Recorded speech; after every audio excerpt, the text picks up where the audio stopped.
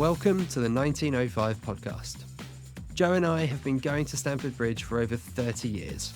For the past 3 years, we've been exchanging voice notes on everything from the highs in Porto to the lows of Potter. Each week, this podcast will take you inside our unfiltered thoughts on all things Chelsea, sharing our view from Gate 13 of the Matthew Harding stand. Let's hit the notes. And there we have it. We've done it. We have made the Champions League.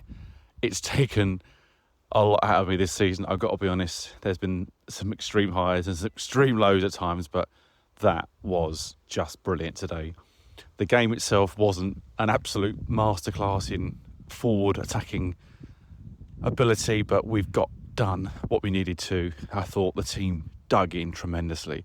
There was an awful lot of passion, heart and desire, which, if you go back to the Brighton away game or games early in the season, that's what I asked for from this team.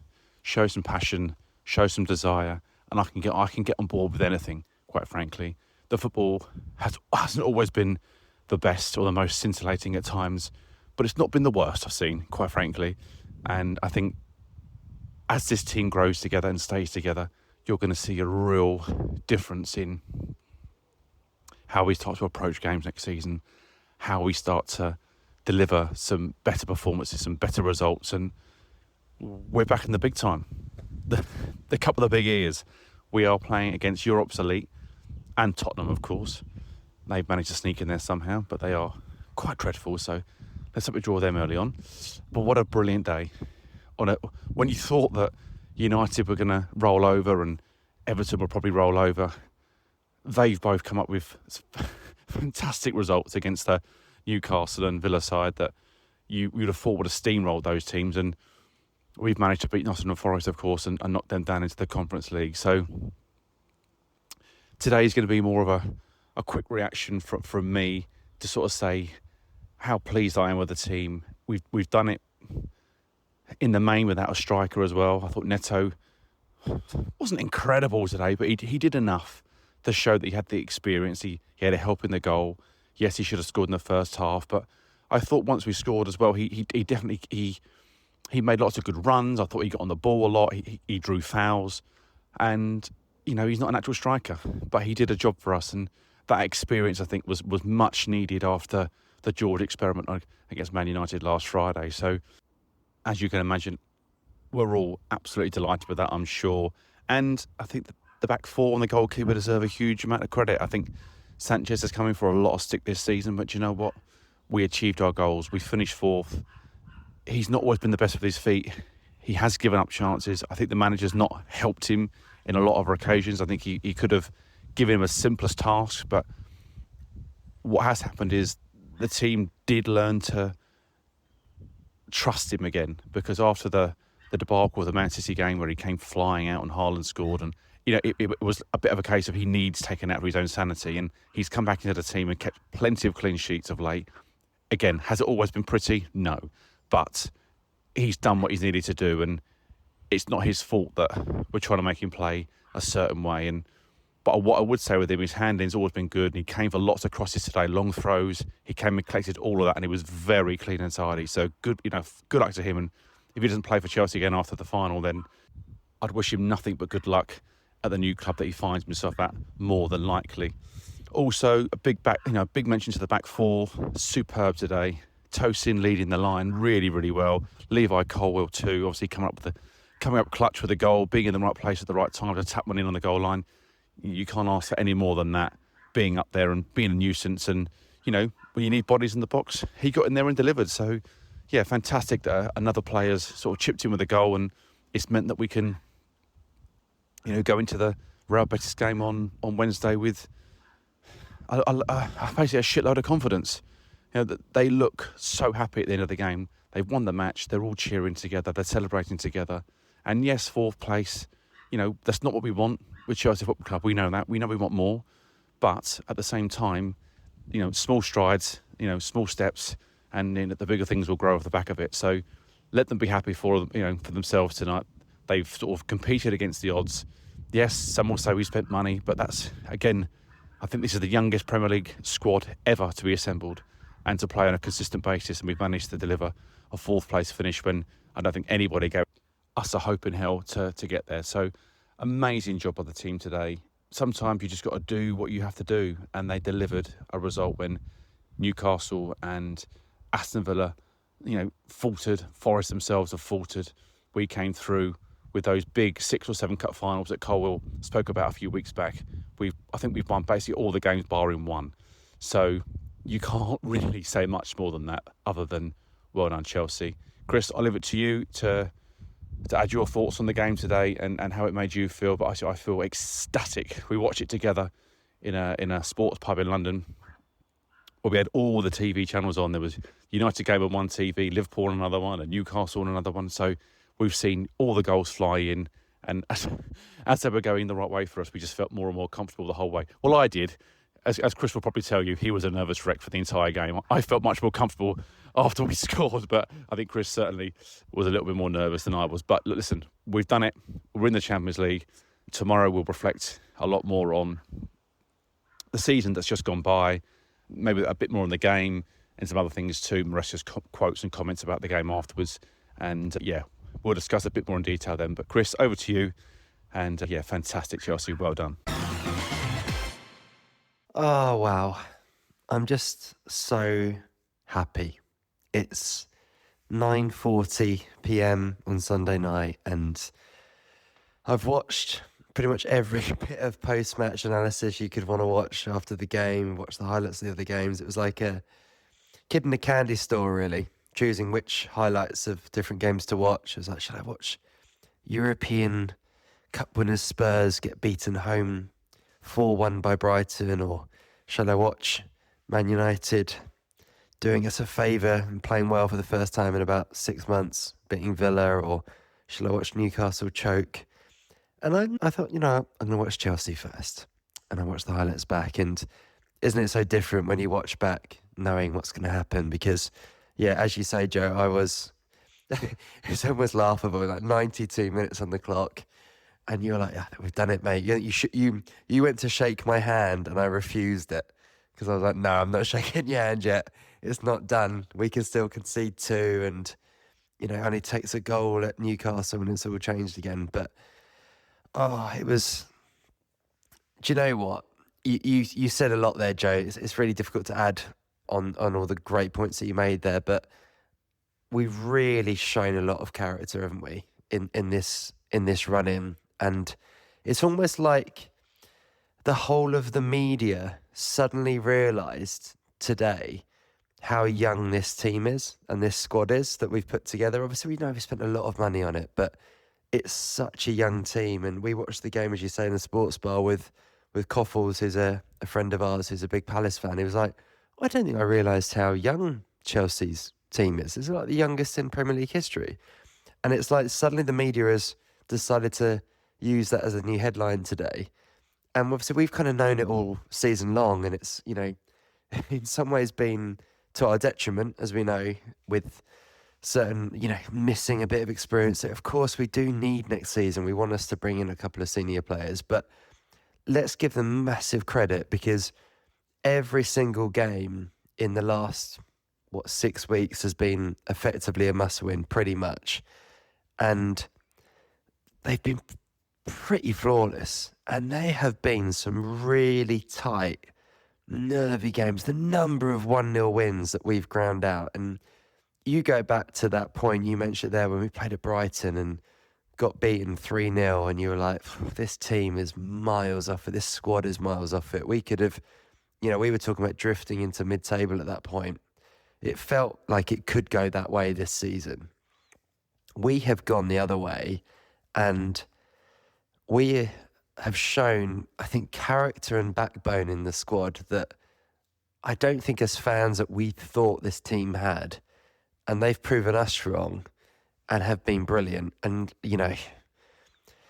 this is not an easy place to go. Forest is not an easy place to go any time of this season. We've seen that many a team that's been beaten there. But to go there at the last game of the season when they are, absolutely gunning for Champions League, the fans are up, as difficult a game as you'll get. You look at what Newcastle and Villa have, in a similar situation to us, big games for them have effectively choked on the last day. Newcastle getting through really in the skin of their teeth. You know, it's ironic to think that, you know, they would have been in such big trouble if results had gone another way. You've got to give this young team so much credit and, you know, actually be proud in the way that this is almost like a bit of a throwback to your Mourinho and Conte type era of Chelsea to grind out that many good wins. And, you know, we'll do an end of season review and I'm sure look back at some key moments, but God, that Tyreek George goal at Fulham, you know, if ever you were to look at a key point in Chelsea history of seasons and go, does one moment change a season? It has to be that. But wow, yeah, I don't know. I think my emotion is a bit of pride actually today. I think is my overall emotion. It felt so important. I was so nervous today. Like, I think it came across in the last pod for those who listen that I was really nervous about today's game. And the more it built up, the more it built on me. It just felt really important. I don't really know why. I think there's been so much negativity around this current era and with the current ownership and this group of players that it really felt the whole season depended on today's game. I think if we had not got into the Champions League, the season would have been seen as a failure. Whatever happened on Wednesday night, I think that would have been the narrative. And likewise, I think if we got through, it's now a good season. You can call it a good season, a very good. You can debate the words, a very good season. You know, whatever you want to call it. I think it is a good season. You know, whatever happens now, it's progress, isn't it? We're moving in the right direction, and it just feels like, you know, again, something we'll talk about in the coming weeks on the pod, but going into like the World Club Cup, thinking, hey, you got Esteval Willian coming in, you've got Santos coming in, you've got, you know, the players coming back from loan like Petrovic and stuff. It just feels very, very positive. Whereas I think if you were going into it thinking, like, we could have been in the Conference League, you know, if we lost today and then didn't win, we don't win the cup, we'd have been going in the Conference League again next year. You know, would we even have entered? It's sort of that pivotal point, I think, for us as a club and as a squad. So yeah, absolutely huge. There's so much more I can say. I'm going to just I'm going to just pick out two people, I think, because they're probably the two people we've talked about more this season on the podcast than any other. So I think they are the two that deserve the biggest mention at this point. I'm going to go with Rob Sanchez first. You mentioned him there, Joe, and it was well said. He must have caught 10 or 12 crosses today flawlessly when you needed him to as well. You know, those big moments where you're like, just come out and catch it, get in front of someone, and he did. His handling, as you say, was flawless. You know, a little bobbly, but he should save them, but he has. And not just today, we have kept a crazy number of clean sheets, quietly brilliant defensively for the last 2 months, and he's been in goal for all of them. And do I want him to play another game for Chelsea? Sadly, no. Sorry if you're listening, Rob. But I genuinely don't. I think we have to move on from him for the reasons you say. Really, I don't think he fits the style that Chelsea want to go in. However, I think he can now leave mission accomplished and hold his head incredibly high. And for those of a certain vintage of Chelsea fan, it reminds me a little bit of when Chelsea won the first FA Cup, or first trophy, in fact, for 27 years. We won the FA Cup in 1997. The goalkeeper in that run was a Norwegian called Frode Grodus, who was a great name, but a good character and a decent keeper. And he came in, did okay. We won the FA Cup. He was solid enough in that run towards the end of the season. And he left that summer, never played for the club again, but you'll never look back. Any Chelsea fan will go, yeah, Frode Grodus, I liked him. He was all right. And he won us the FA Cup. And it'll always go in Chelsea folklore. If he ever met a Chelsea fan, they'd shake his hand and go, oh yeah, Frode, yeah, you did it right. And I kind of feel like Robert Sanchez is this moment now in his Chelsea career. If he goes now, you go, oh yeah, you did well for us actually.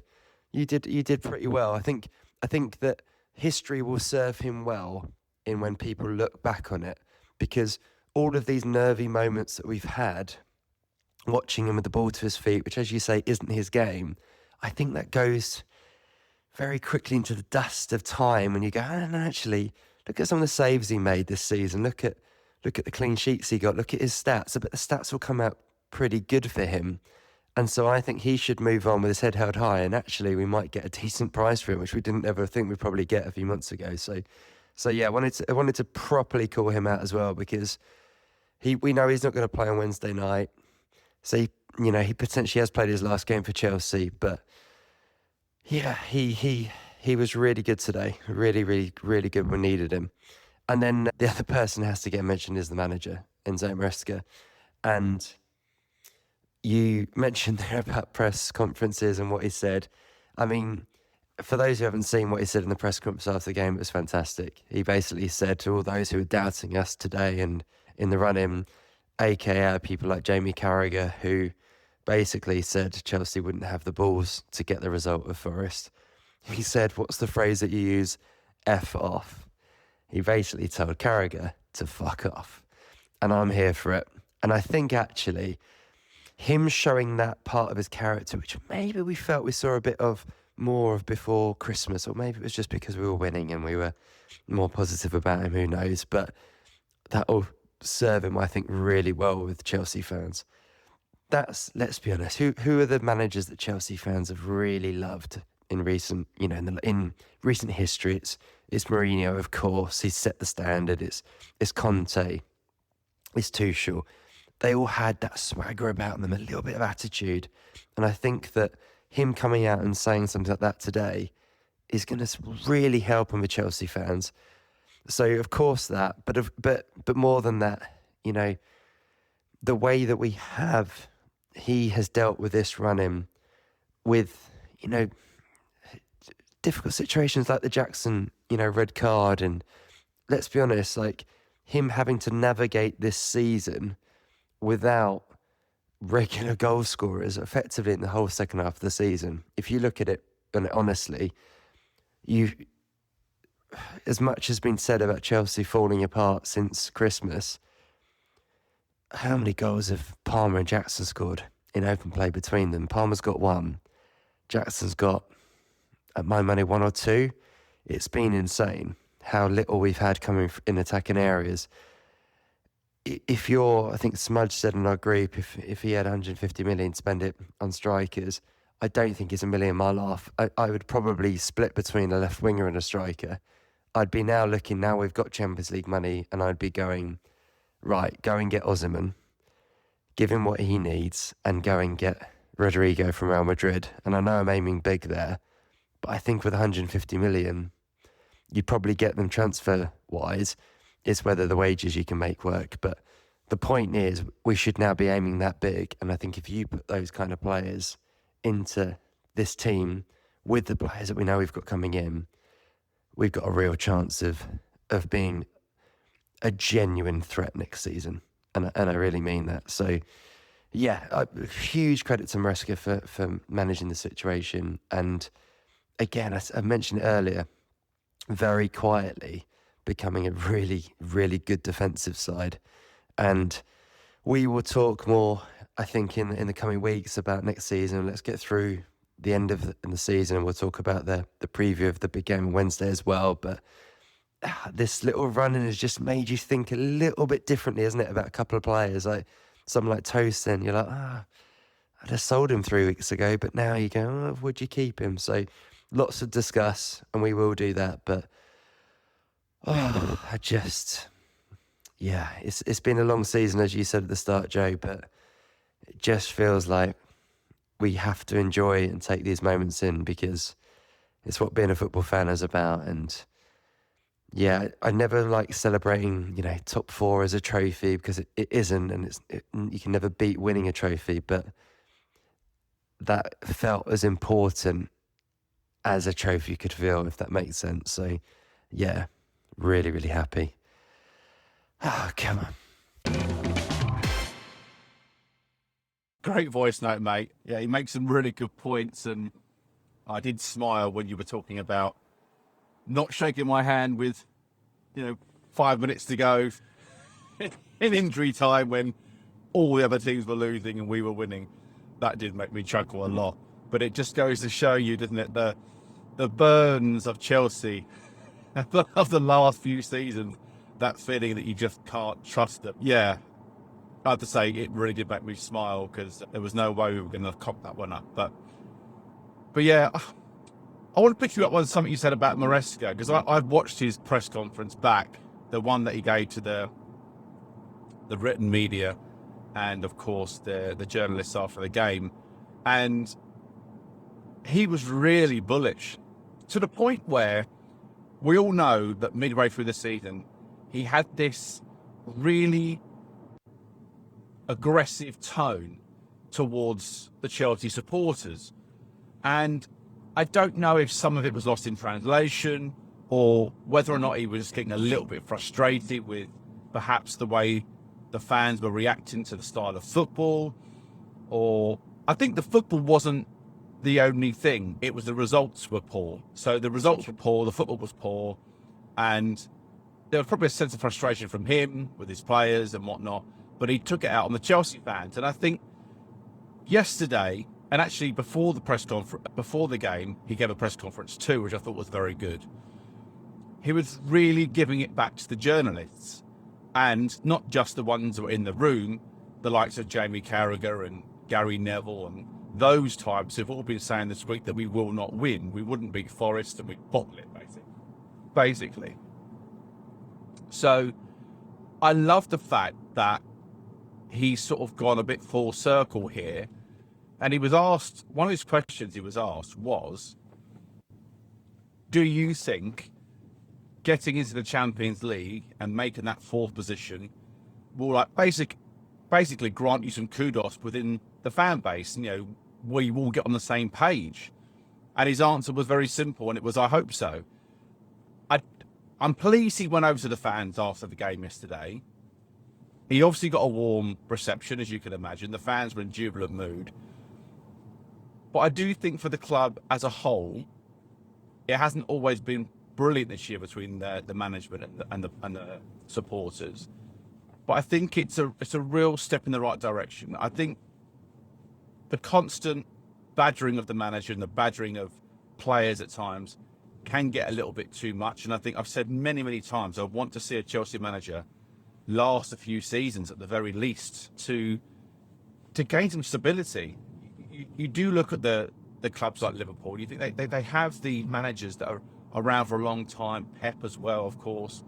Successful teams at the moment are the ones that have had managers that have been there for a while. And okay, Arne Slot has come in this year for Liverpool, but it's a Jurgen Klopp team. Now, Liverpool never signed a player in the summer. It was exactly the same side, apart maybe one or two academy players that may have come through. But you're basically saying, that's a Klopp side, and they've won the league at a canter. So it'll be good if Maresca and Chelsea can find some middle ground. And look, chanting his name, who knows? Maybe that will come back next season if we start the year well, or we have a good World Club Cup. But it was nice to see that everybody was excited and pulling in the same direction. Hey, it's Chris here with a really quick message. Check us out on Instagram at 1905 Podcast. You'll find video clips, photos, and much more about everything we discuss on the show. Plus, it's a great way to get in touch to tell us your thoughts, share your feedback, or just say hi. Follow us on Instagram at 1905 Podcast. And now, back to the show. Chris and I were discussing yesterday at the pub that we felt as though this season did hinge a lot on Champions League qualification. We obviously have the Real Betis game coming up on Wednesday, which we'll talk about briefly in a moment, but it really would have felt flat, I think, on Wednesday night. I think this result has given us a huge boost ahead of that cup final. And for a team that have been sort of starved a little bit on the trophy front, we've been in cup finals a few times and stuff recently, but never quite got over the line. And I think that Wednesday is a big game for us. Real Betis will not be easy. I think this will be a much better game than the Manchester United Tottenham final we had last Wednesday night. This is going to be a very competitive match, and I think the victory against Forest would have just given the likes of Reece James and Colwill and Caicedo that extra buzz, that extra little bit of lift to push us across that finish line and actually deliver some trophies. That's a successful season in my eyes. For a club that are building something with a young squad, to deliver a trophy in your first season and get Champions League qualification has to go down as a success. So that's why I'm doubly pleased that we managed to do it yesterday, because had the Europa Conference League final been before this game, I think it would have been really difficult for us yesterday. I think there would have been a short turnaround, and I think it would have given us a real problem. So I'm really grateful that the finals after this Nottingham Forest game, and it can give us that little boost to all those players, that 10% extra that you'll run now, knowing you've got qualification in the bag. They've all got a pay rise off of it. I think they've got a 20% pay rise for being back in the big time. So all of these things play a part, and I just really hope that when we go into that Rapid game next week, that we can find that freedom that's maybe been missing at times this year. I felt as though the players have had this way down on them. You must qualify for Europe. You must qualify in the top 4 or 5 positions. You have to. You spent lots of money, so you must do it. And I think that in itself has caused the players to maybe dip in form. So I would like to see on Wednesday them just kind of throw caution to the wind and actually go for it. I feel as though the team will change. I would like to see Colwill start. I think Chalobah will start. I still think Reece James and Cucurella will start. Maybe you might see Lavia and Caicedo, possibly Dewsbury Hall might come in because he might want to do him a favour. We know the goalkeeper, Jorgensen's going to start because Maresca's basically said that himself already. And then you're talking about the positions, wide, and will Jackson start? You would like to think he probably would, because we don't have a forward. I think Jackson is the most nailed-on starter, even though he's not played much in this competition. You have to start him. I know he's really cost us at the back end of this season by getting himself sent off the way he did against Newcastle. But in my eyes, this is a chance for him to show some redemption and say, look, I'm really sorry. I really cocked up against Newcastle. It could have gone really badly for us. We've managed to win both games 1-0. We have qualified, and I owe you something. I think Jackson that's what I would do. I would definitely start him because there is nobody else, and I wouldn't be experimenting with Neto, George, or Madueke out front and just saying, right, we've got a number 9 for the time being. Go and say sorry to the fans by putting in a good performance and scoring a couple of goals. Chris, you made a great point about Jackson and Palmer. Chelsea doing what they did at the back end of this season by winning as many games as they have, and basically a forward not scoring many of the goals is impressive. So I think both those players will be looking to shine. I know it's really cruel because players that have played most of the season in that competition may get left out for the final. But Chris and I were talking the other day, and I think when it comes to finals and winning trophies, you can't have sentiment. Okay, he's going to do it with Jorgensen, the goalkeeper. I think that's fine. But when it comes to your big players and securing silverware, I just think you have to go with your strongest team where you can. And I think you say Dewsbury Hall may be one that starts in the game. But I think other than that, I think you're going to see a very strong Chelsea team. And I think we have to go to Poland with an attitude of, win or bust. I think you just go there, play with the freedom, like I said earlier on. Enjoy your football, enjoy the occasion. We had the League Cup final last year against Liverpool, and we didn't quite do it. Gary Neville famously called us the billionaire bottle jobs. Well, go and prove a point. Go and say to bloody Gary Neville and everybody else, okay, this might be a European competition that we've got through quite easily, but the final game is actually very difficult. Betis probably aren't much worse than we are, if not, arguably could even be a little bit better or more experienced. So I think this won't be an easy game for Chelsea, but I would love to see us go there with a really positive attitude and take the game to them, because I think they might be expecting us to play a certain way. And I think actually we could actually expose them by being a little bit different, a bit more expansive. So I'm really, really hoping we pick the best available team to us, and we don't become that side that we sort of we're giving favours to players because they've played in previous rounds. I think at this stage of the season, even the likes of the players that have mainly played in this competition would realise that silverware becomes the crux of everything. You have to get over the line. You have to win trophies, and this for Chelsea would be such a successful year to win a European trophy, albeit the worst one. I grant you that. We would have won it all. You qualify for Europe in the main competition in the Champions League, and you go into the World Club Cup with a really positive attitude. And I hope that this Chelsea team can prove everybody wrong this year and go that step further and win some more silverware. So brilliant that we're in it. Can't wait for the final Wednesday night now. And I said we'll look forward to the post-match celebrations, hopefully next week. But on to you, Chris, and I'll speak to you soon. Well, it's Monday now, and if ever you questioned whether you care too much about your football team, then me this morning, waking up at 4 o'clock in the morning, at 4 a.m, and then not being able to get back to sleep because I was immediately wired about the fact that Chelsea had finished the league season on a bit of a high, done what we needed to do, and just couldn't switch my brain off. So that was a fun 2 hours in bed just trying to get back to sleep. But I don't know, as I said last night, it has been a long, real rollercoaster of a season, hasn't it? And that to get over the line felt good. But let's look forward to the Conference League final. I will pretty much echo what you said, Joe, about the team. For me, we have to go as strong as possible. I just don't think Chelsea and Maresca can be mucking around. Hopefully, like you say, they go into it with a bit of confidence and a bit of a spring in our step.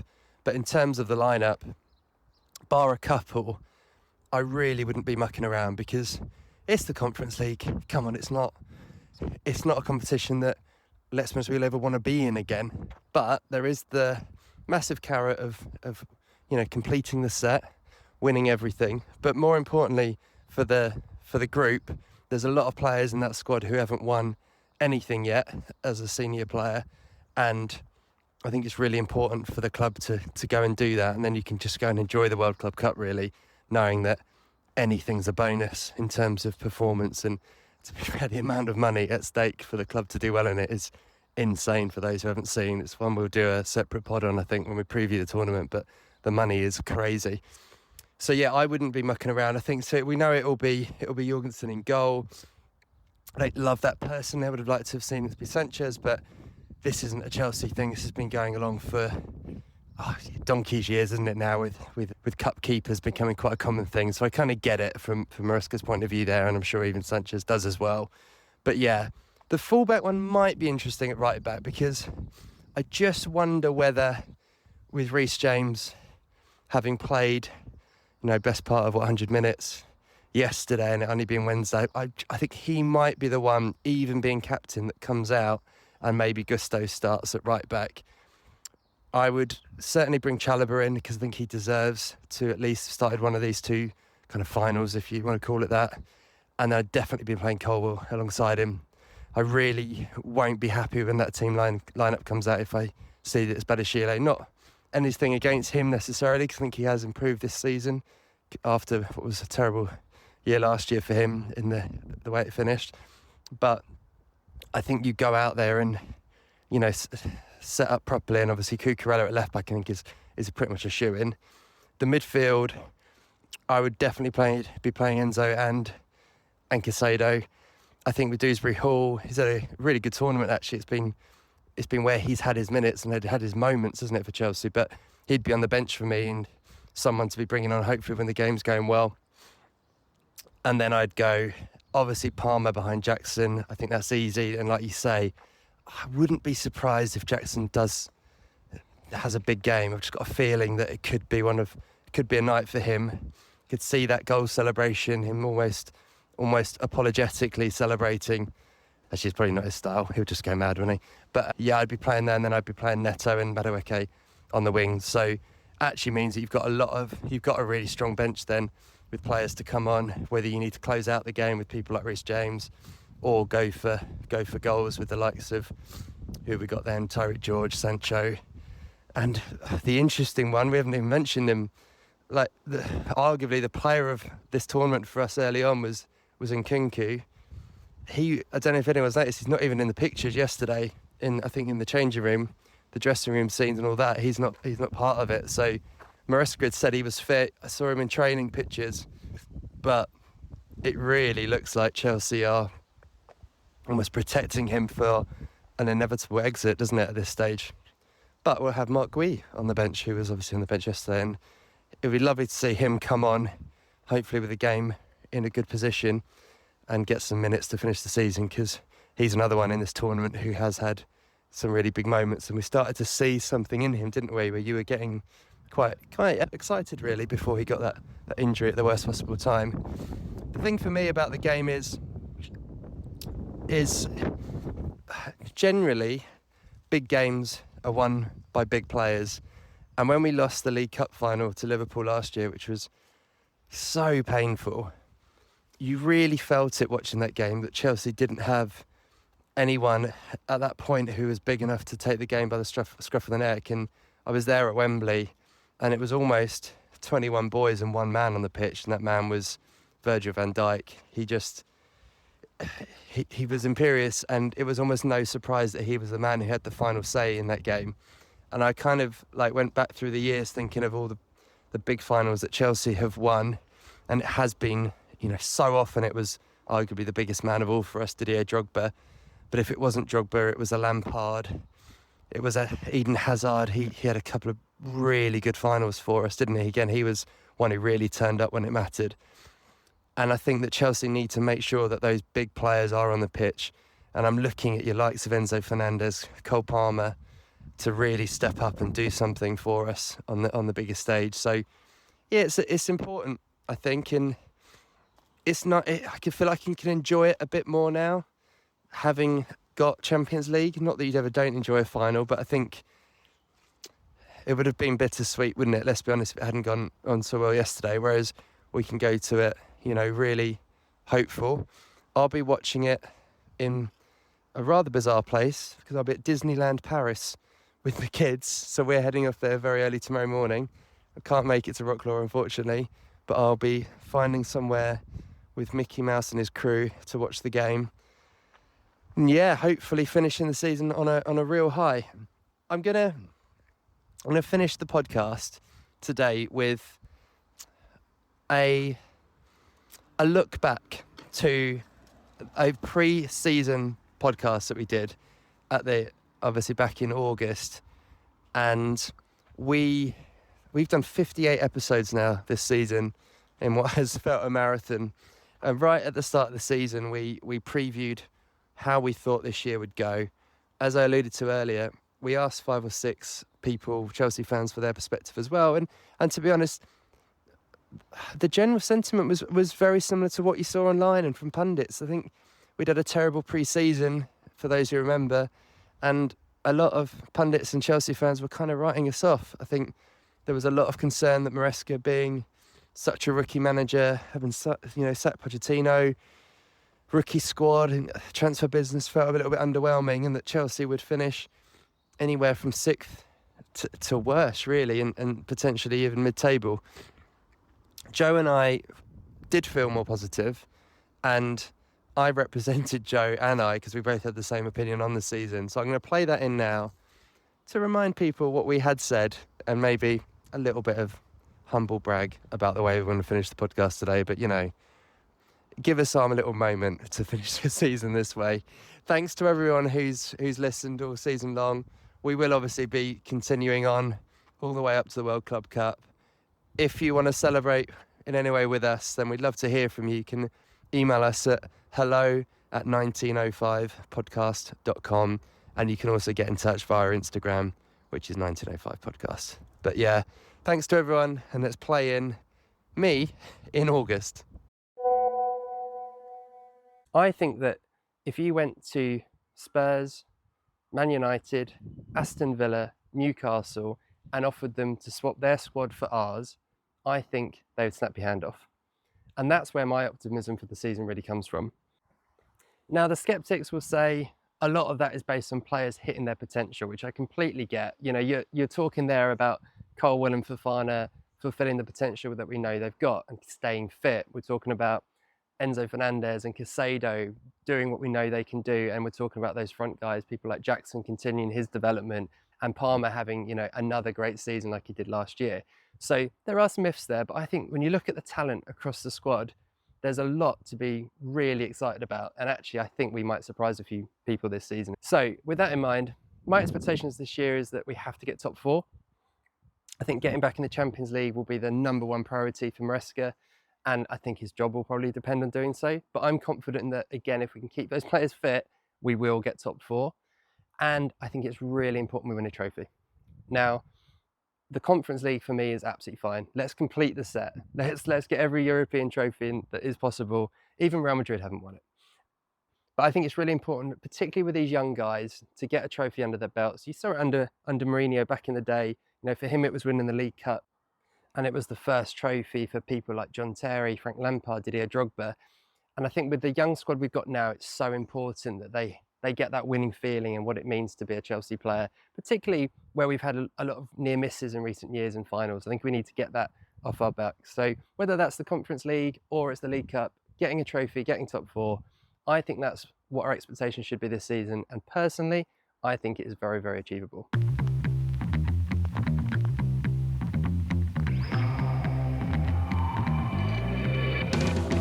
Those were the Chelsea notes for this week. If you enjoyed the podcast, do us a favour and share it with a fellow Blue. And we'd love to hear your thoughts, so leave us a review wherever you're listening. Wherever you may be, stay carefree, and remember, every little thing's gonna be alright.